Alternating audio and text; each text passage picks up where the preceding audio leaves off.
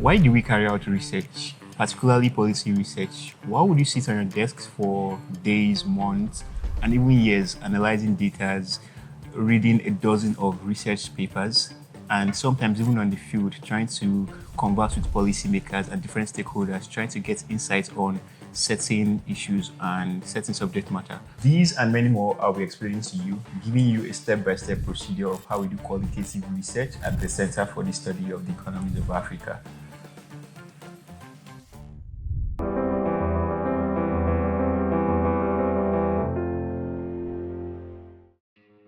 My name is Khalid. I'm a research assistant at CSEA. As you may know, the core pillar of what we do here is evidence-based research, and I will walk you through the process of how research is being conducted. A research typically starts from the need to have deeper insights on a certain kind of issues. It could be in education, it could be in labor markets, or even climate change. For instance, you might want to have an understanding as to why Nigerians have a high level of out-of-school children. So that is an issue which you have.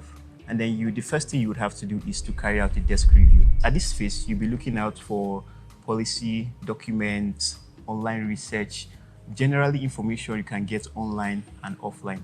And something very key at this phase is that you would have to be very careful as to the information you're gathering online and offline, because these are factual issues and you would not want any form of bias in your research. And the main idea of this phase, what you're taking away from this phase, is to develop a hypothesis which you would have to test by running into the field and getting insights from policymakers. You're developing your hypothesis, and then you're identifying missing information which you would also need to verify from the field.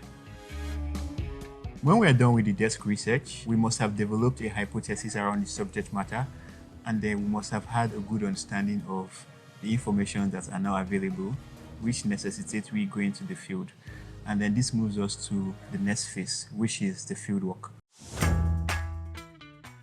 When it gets to field work, something we do even before we go to the field is to have a stakeholder map.